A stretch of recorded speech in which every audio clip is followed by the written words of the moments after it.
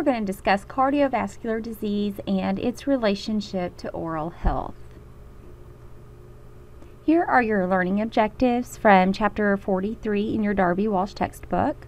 We are going to discuss risk factors for cardiovascular disease, the relationship between heart disease and perio. We're going to discuss some of the more common heart diseases that you may encounter with your patients. We're going to discuss some of the most popular types of heart surgeries, oral manifestations of heart medications, and then how to manage cardiac emergencies in your office. So before we start learning about what can go wrong with the heart, I really do think it's important that we know how the heart should be working properly. And so I need you to watch this video. It's a Khan Academy video from YouTube that does a great job in explaining in very simple terms how blood flows in and out of the heart. So cardiovascular disease is actually the leading cause of death worldwide. It results in about 1 in 3 deaths. You can help prevent cardiovascular disease through management of some of the risk factors. Unfortunately, there's some risk factors that we can't do anything about. That would be our age. For one, over age 40 puts us at higher risk. Being diabetic puts us at a higher risk. Factor, men are more likely to get heart disease up until age 40, but actually after age 40, men and women have equal opportunity of developing heart disease. So gender after 40 doesn't really become a factor. Race plays a part in this. African Americans and Hispanics are actually more likely to have heart disease than Caucasian Americans. So some of these risk factors, though, we can actually modify. So lifestyle, a very stressful lifestyle, increases our risk for cardiovascular disease. A sedentary lifestyle increases our risk, so you should keep yourself active to help ward off heart disease. Being obese definitely plays a factor.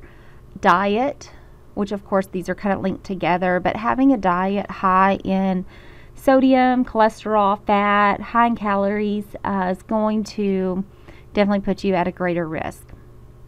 This also, if you'll notice, a lot of these risk factors, other than the stress, also put you at a higher risk for type 2 diabetes. So a lot of times these two go hand in hand.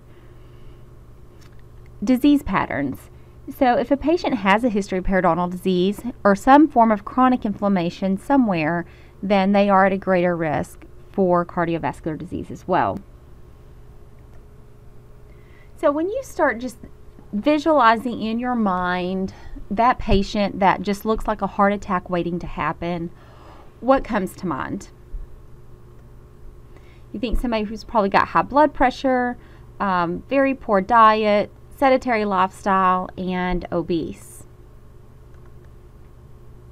So this is Bob Riddle. This is my dad. My sister and I graduated college on the same year same day, exact day, from 2 different colleges. So we kind of had to divide and conquer that year. But my dad came to mind. So he passed away at 57. Widowed my mom at 49, just with a massive heart attack. He was extremely active, worked hard, huge work ethic. We had a farm, he worked for Home Depot and walked around all day long, super active, healthy diet, no Cokes, very little fat, very little sodium, and was just here one day and then just gone, just taken from us very quickly and very unexpectedly. So you can't always judge your patients assuming they're going to have heart disease or assuming that this patient probably doesn't, that they're probably okay. This chart is straight out of your book. It just goes over some of the risk factors and disease patterns that you're going to see in patients with cardiovascular disease. We've really discussed most of these on the previous slides. But make sure you are familiar with what the risk factors are. The relationship between cardiovascular disease and periodontal disease has been acknowledged by the American Heart Association. They share a lot of the same risk factors, such as being type 2 diabetic, being a smoker, and being over age 40. So in recent reports, the ADA and the AHA have both acknowledged that chronic infections, such as having perio, may increase an individual's risk for cardiovascular disease. That does not mean that every patient you see that has perio is going to have heart disease. It does not necessarily mean that every patient with heart disease is going to have perio. It's just acknowledging that they have the same risk factors, and they've also found the same bacteria that's associated with periodontal disease in the plaque of the arterial plaque that's blocking arteries in patients that have had cardiovascular surgery. All right, so we're going to talk a little bit about the relationship between cardiovascular disease and periodontal disease. The American Heart Association has acknowledged that both heart disease and perio share common risk factors. So in your type 2 diabetics, patients who smoke, patients over age 40, they both have the same risk factors for both of these diseases.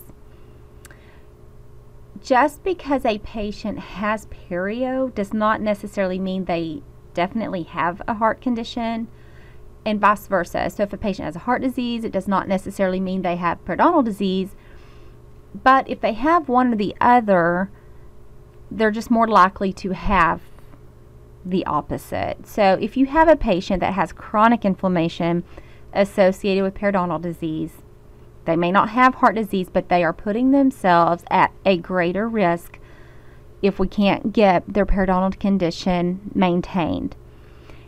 Surgeons have found the same bacteria that's associated with periodontal disease inside clumps of arterial plaque that has contributed to blockage within the arteries. So we know that there's some relationship there, that this bacteria, we're swallowing it, it's becoming systemic, and it can settle in different areas, and the heart is very susceptible to that. And if we start thinking about our body's natural response to bacterial infection, such as with perio, our reaction is inflammation. So basically, our bacteria can cause blood cells to start swelling. And so the inflammatory response puts us at a greater risk for thrombosis, which is a blood clot in a vessel.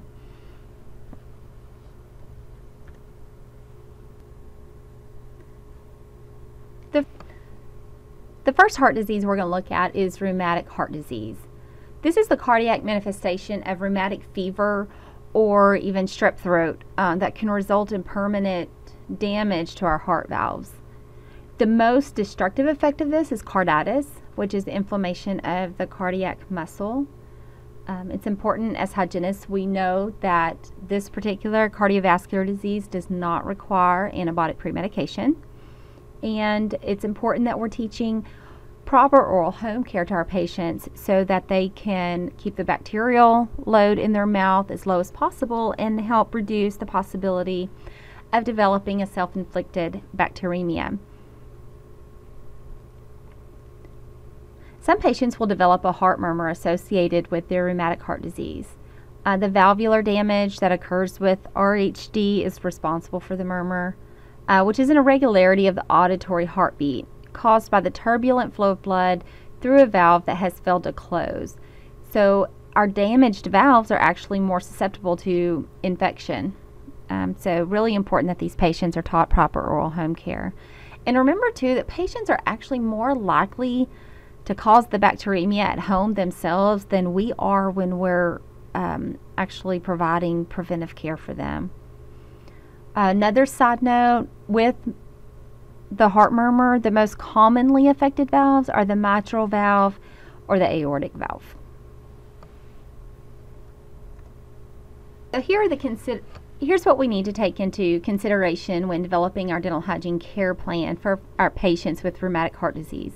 They don't need pre-med, so we do not need a med consult. As always, we want to teach them proper oral home care. If they don't catch on to the proper oral home care, say you're seeing this patient, you saw them 6 months ago, they come back, they've got an abundance of calculus, abundance of soft plaque, you teach them proper oral home care, you send them home. You reschedule 6 months later, you see the same thing. you may want to increase the frequency of their continued care interval. So see them every 3 to 4 months instead of 6. Also, having them rinse with an antimicrobial will help reduce the bacteria before we start stirring it up. So we will kill all the bacteria before we start scaling or polishing or using the ultrasonics. It also reduces the bacterial load that is being in the air from the aerosol of our Cavitron. Infective endocarditis. So when we are pre-medding patients that have some form of cardiovascular issue that warrants pre-med, this is what we're trying to prevent, is the bacterial invasion of the heart.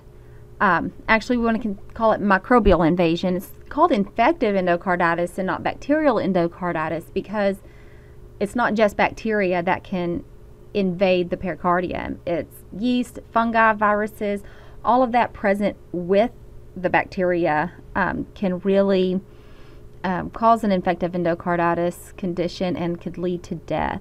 So there's 2 types. Acute, brought on by severe, rapid, widespread disease that comes on very quickly. And then there's the subacute, which is a more slow-moving bacterial infection around the heart. Patients usually have a low fever, they're weak, fatigue, may experience some unexplained weight loss, or even have joint pain. So if you think about the subacute, i.e., and the symptoms, fatigue, weight loss, overall achiness, low-grade fever, patients are probably just going to think they're coming down with something, or they may, if they already have an autoimmune disease, or if they are seeking medical care, trying to figure out what's wrong with them. These have all the same symptoms as coming down with the flu, as coming down with an autoimmune disease, or infective endocarditis. So sometimes this can be hard to specifically diagnose when it's coming on in a subacute state. Preventive antibiotic is necessary. If a patient has ever had a history of infective endocarditis, then they will always warrant pre-med. It's really important when you are scheduling your patients that are required to have pre-med that you are scheduling them at least 9 to 14 days apart.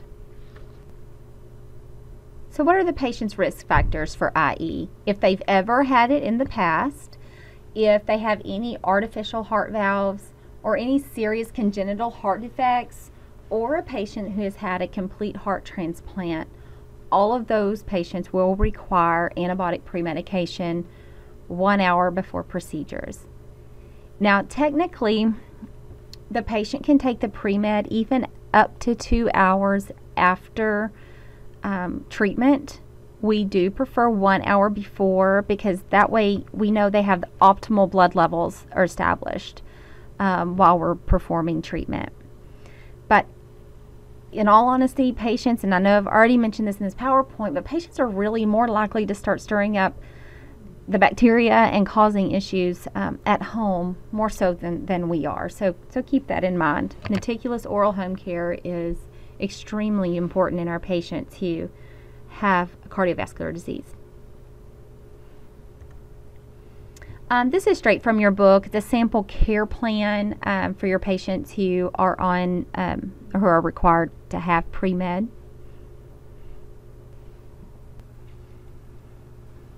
So now we're going to discuss valvular heart defects. These are commonly associated with rheumatic fever, but they could also be caused by congenital abnormality or could develop after a patient has had an issue with infective endocarditis. So teaching oral home care, cannot stress that enough, is going to be paramount with being able to treat these patients. The most common valvular heart defect, which I'm sure you all have heard of, is mitral valve prolapse. That's when the left ventricle that pumps blood to the aorta, or what happens is the left ventricle is pumping blood to the aorta, and then that mitral valve flops backwards into the left atrium. Valvular malfunction can also occur by stenosis, which is an incomplete opening of the valve, or regurgitation, which is the backflow of blood through the valve because it's not closing properly. So I want you to know what stenosis means and what regurgitation means, that mitral valve prolapse is the most common valvular heart defect, and what happens to that mitral valve if someone has mitral valve prolapse. Care plan modifications. Okay, so if this patient is taking an anticoagulant, so not an antiplatelet medication. Antiplatelet medications do not require medical consult. Anticoagulants do. So if your patient is taking medications and you're not 100% sure what they're for, you need to look them up online and get as much information from your patient and from maybe drugs.com or a reputable source as you can. Most frequent anticoagulants that you're going to see are going to be Coumadin or heparin. And they may, depending on what the consult from their cardiologist says, they may need to be off of it or on a lower dose prior to treatment. I don't see them being taken off of it as much for dental hygiene care as much as I do if the patient's going to have an extraction or some type of major oral surgery where the clotting would be a factor. Hypertensive cardiovascular disease. You will see this one pretty frequently with your patients that have sustained high blood pressure all the time. Major risk factor for hypertensive CD is going to be if your patient is obese. If they are obese, they're 3 times more likely to have hypertensive cardiovascular disease. A sustained high blood pressure above 140/90 can lead to heart failure. It can lead to heart attack, stroke, kidney failure. It's really important that we are educating these patients on lifestyle changes and nutritional counseling if they're obese to help lower their blood pressure, make sure they're seeing their primary care physician. If patients are not under the care of a primary physician but they're still coming to their dental appointments, we may be the first ones to note their hypertensive state because they may not have their blood pressure taken frequently. So if you have a patient that has a really high blood pressure, you may want to ask some questions to see if they are maybe having any symptoms from their blood pressure that may indicate they really need to go see their primary care doctor. So what are some symptoms of a sustained high blood pressure? Occipital headache, a headache that's coming from the back of the head. If your patient's experiencing blurred vision or dizziness or ringing in the ears, those are some questions you may want to ask your patients if they have stage 1 or stage 2, especially hypertension. And if they're overweight, just know that they're at a higher risk for developing cardiovascular disease. There's 2 major types. Primary, it's most common. We don't know what has caused this, what's causing their blood pressure to be so high, and then the secondary cause of results from an existing disease that the patient may already have. Drug considerations. As a hygienist, this is very important for you to know. Epinephrine is contraindicated. It's a vasoconstrictor that helps slow down the absorption of the anesthetic, that helps it last longer. It kind of slows down that lidocaine. We do not use a vasoconstrictor on our patients that have hypertensive cardiovascular disease. You can use carbocaine. You will learn more about this next semester when you really study local anesthetic, but you can use carbocaine. It's slower to dissipate, and it does not contain a vasoconstrictor. Discuss stress reduction strategies for your patients with controlled hypertension. That's honestly, and we all know, and as a hygiene student, you well know that it's easier to tell someone they need to reduce stress than it actually is to reduce the stress in your life. Sometimes that's not as modifiable as we would like to think it is. All right, so treatment, lifestyle changes, diet is huge, stress levels are huge, but then patients many times will need medications. Patients may be taking diuretics. Lasix is the most common one. They may be taking medications that will modify the sympathetic nerve activity They may need a vasodilator if they're having issues with angina. They may have a nitroglycerin tablet that can dissolve under the tongue, which dilates the arteries really quickly to get blood flowing. Or they may actually need medical care to treat the underlying medical condition if they have that going on. With coronary heart disease, patients have an insufficient blood flow from the coronary arteries back into the heart. Start over.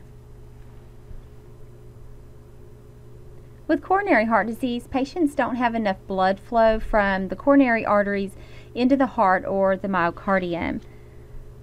This may be due to arteriosclerosis, which is there's a narrowing of the lumen of the coronary arteries, congenital abnormalities that the patient may have been born with. They may have some changes in the arteries due to infection or autoimmune disorders, or they may have had a coronary embolism, which is a blood clot. Patients with coronary heart disease may experience angina, which is a direct result of the inadequate oxygen flow into the myocardium.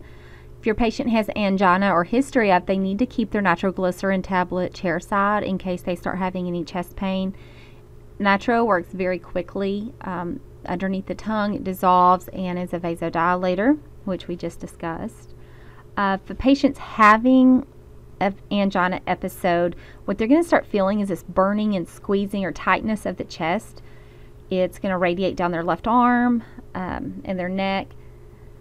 It's going to feel a lot like a heart attack, and unless they've had experience before, patients typically assume they're having a heart attack. A heart attack is actually the reduction of blood flow through one of the coronary arteries, resulting in necrosis. So the big difference between the MI and the angina is going to be that the MI results in necrosis and can last up to 12 hours or more. Angina comes and goes. The pain with a heart attack doesn't go away quite so easily, and it will not be lessened by nitro. All right, so risk factors for coronary heart disease: age greater than 40. Men up to the age 40 have a higher risk, and then after that they're equal. So that's for the gender. Race: white men and non-white women are more likely to have coronary heart disease. Diets high in cholesterol and fat in our environment. Americans are 7 times more likely to have coronary heart disease than other countries. There is a link between oral disease and systemic disease, which we have discussed previously, thinking back to how our body responds to bacterial infections with inflammation. Factors associated with coronary heart disease must be considered when providing nutritional counseling. So that goes back to diet. Diet's lower in sodium, low in cholesterol. Then sudden death is the last manifestation of coronary heart disease. Sudden death is the most common cause of sudden death is ventricular fibrillation. The heart just kind of starts spazzing out and beating irregularly, and it's not able to get back into rhythm. Cardiac arrhythmias. All right, so cardiac arrhythmias and dysrhythmias. I'm sure everyone here listening has had the feeling like their heart has skipped a beat due to stress, or you've exercised too hard, your heart's just pounding. That's normal. So arrhythmias are associated with a normal stress of a healthy heart. Dysrhythmias can develop in normal or diseased hearts. So we're going to look at diseased hearts and what are the dysrhythmias that we're going to be learning about. All right, so now let's look at the common dysrhythmias that you will be learning about in this chapter. Bradycardia is a slow heart rate, less than 60 beats per minute. Tachycardia is your really fast heart rate. It's going to be greater than 100 beats per minute. So you do need to know those numbers. Atrial fibrillation, that's like the rapid, uneven contractions in the top part of the heart. So you need to know atrial fibrillation is in the upper portion. Premature ventricular contractions, that's when the heart rhythm pauses, like your heart skips a beat. Ventricular fibrillation, that is deadly. That's that's usually the cause of sudden death. It's advanced tachycardia. You have rapid impulse formation and irregular impulse transmission. So the heart just gets completely out of whack and shuts down. Heart block is caused by a blockage of impulses going from the atria to the ventricles where the AV node is located.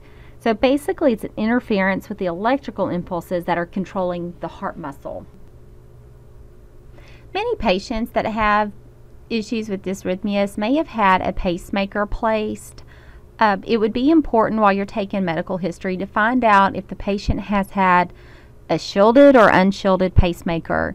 Most of the newer models are shielded, and it's okay with the electrical interference not being an issue. You can still use ultrasonics. If we're unsure, we avoid ultrasonics altogether. But they could also have issues with electrical impulses coming from ultrasonics being used adjacent to your unit. So with those patients, you could place a lead apron over them to help with that. The book states that prophylactic antibiotic pre-med is actually not required after pacemakers are implanted. Your resources through Evolve, where this particular slide from the PowerPoint came from, says that they are required during the first 6 months. Your textbook says it's not, so that will not be on your exam since the book is contraindicating itself. All right, congestive heart failure. So this syndrome is characterized by myocardial dysfunction that leads to a decrease in cardiac output. So congestive heart failure can occur as 2 independent failures. You can have left side or right side. For patients who have left-sided congestive heart failure, they're going to have difficulty receiving oxygenated blood from the lungs. So you do not want to lay these patients in a supine position. Those that have right-sided failure, systemic venous congestion and peripheral edema is what you will see. These are your patients that have really swollen ankle and feet edema. A lot of these patients are on diuretics, that Lasix, kind of keep the fluid out from around the heart, and they really need to be educated on the importance of a low sodium diet. We do not need a medical consult for patients with congestive heart failure. They do not require pre-med, but you don't want to lay them completely supine due to the water with the ultrasonics. We may even want to limit our ultrasonic use so that fluid doesn't start to build up in the oral cavity. We don't want the patients to become anxious at all. They may start experiencing difficulty breathing. But other than that, you really don't make any alterations in your treatment for patients with congestive heart failure.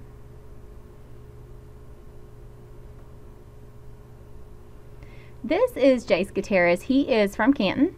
Grew up with his big sister, and this is his equally gorgeous wife that he has. They are currently expecting their 3rd child, just an absolute precious family. But when he was in his early 20s, he went into congestive heart failure and needed a full heart transplant. He received his heart transplant about 6 months after they got married. He did fine for a couple years. He actually set some records as far as his recovery. The doctors would set goals for him. Okay, by this day you need to be walking this amount, and he would double it every single time. But he was super fit, had obviously diet completely on point, not overweight, young and healthy, but needed a full heart transplant. So now he takes antibiotics all the time to prevent rejection. Well, after his first one, a couple of years later, he started having some issues with fatigue, getting sick, went to his cardiologist and discovered he was his body was starting to slowly reject the heart. And so they were put on the transplant list again. And at this point, he is in his early 30s and has had 2 full heart transplants. So now we're going to look at congenital heart disease. Basically anything that happens to the heart during development before the baby is born is considered congenital. So we're going to look first at ventricular septal defects. This occurs in about 30% of the congenital heart diseases. So when there's a ventricular septal defect, there's an opening in the septum between the ventricles that allows oxygenated blood from the left ventricle to flow into the right ventricle. A lot of times this closes up at birth. Sometimes small defects will also close spontaneously, or they could be corrected by surgery. Usually has a very good prognosis. Larger defects can actually result in death if they're not able to be corrected. The ventricular septal defect can be detected at birth by the characteristic of the heart murmur. The pediatrician or the OB would hear it from the baby at birth. The next one is the atrial septal defect. That occurs in about 10% of congenital heart defects.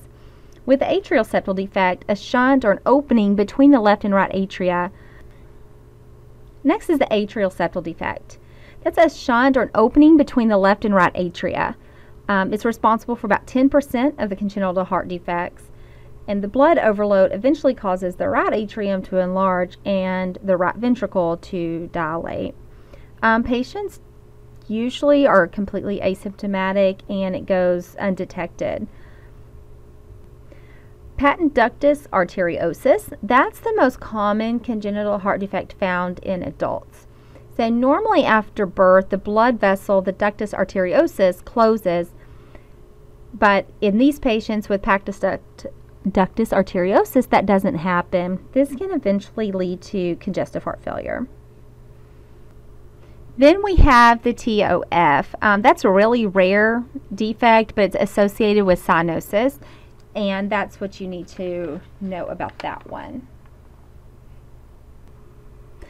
Dental hygiene care plan alterations would really depend on what disease and what treatment the patient has had. So we want to see what medications they're on, if they're healthy at this point. Prophylactic antibiotics in order to prevent the IE would be necessary if the patient has any artificial valves at all, if they've ever had a history of IE in the past, or of course if they've had a complete heart transplant like Jace, he would need antibiotics. So this is my nephew Heath. He and his twin sister Hallie were born in 2004 at 1 pound 11 ounces and 1 pound 10 ounces. Heath was born with pulmonary valve stenosis.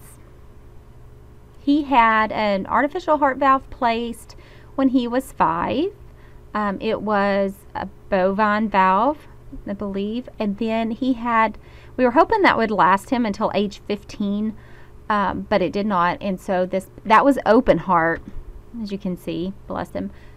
He had open heart surgery at that time. This past summer, just a year ago, he had to have another valve placed. He basically had outgrown this one. So the valve is what you're seeing that looks like the little teeth.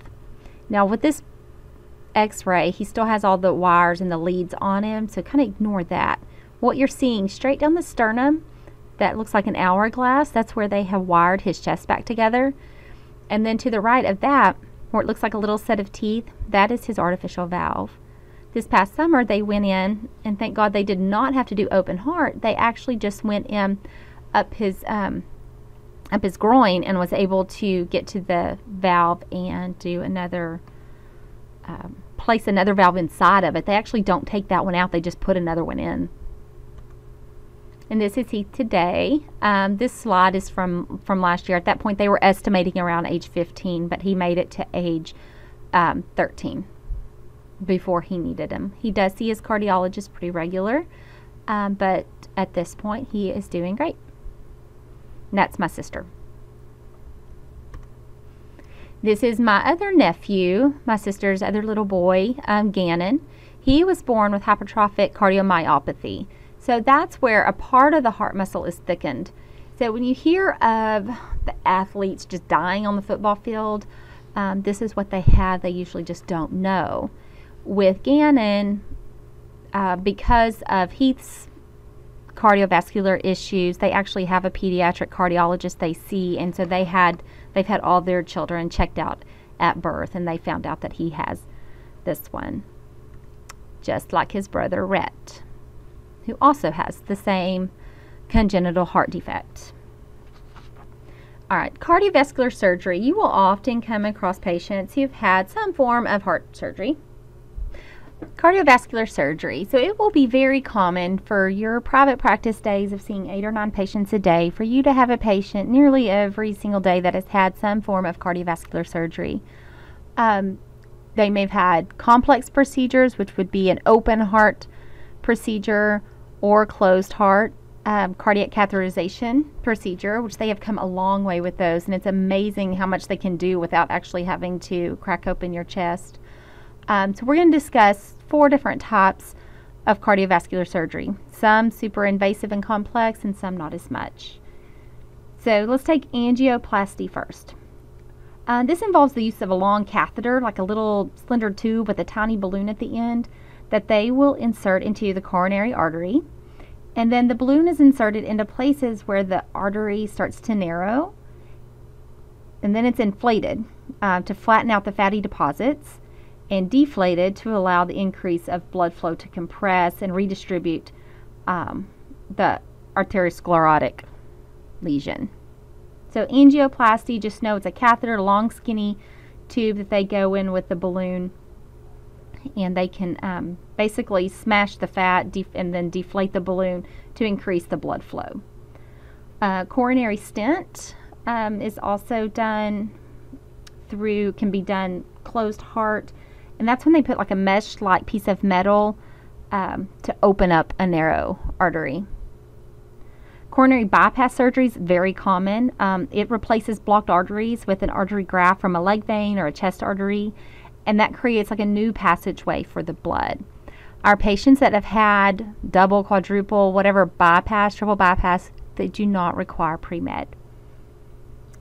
Valvular heart defects or replacement is a common procedure. Patients with artificial cardiac valves, though, must have their antibiotics prior to their dental care. And then, of course, the biggie is heart transplantation. It's a viable option for individuals at the end stages of heart disease, in which there's absolutely no other option. Receiving a full heart transplant is kind of a last resort treatment.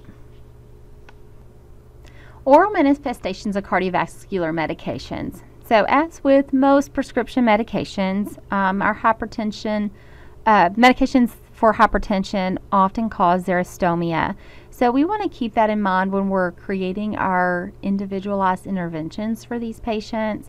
They may need to have a saliva substitute. They may need additional fluoride, increase their water intake, maybe even a xylitol gum. Biotine and Spry both have great products out on the market that patients can try. They really need to make sure that they're staying on top of their routine dental care, maintain excellent biofilm control. That comes from you helping with the patient education, teaching them what they need to know. We know with the xerostomia, the patient's at an increased risk for caries and periodontal disease. Depending how bad it is, you may need to schedule this patient for 3 to 4 month recalls versus 6 month recalls. It's important for y'all to know, and you'll probably study this in pharmacology, but some of the calcium channel blockers will actually alter a patient's taste perception. They can cause drug-induced gingival enlargement, like Dilantin. They can also create salivary gland pain.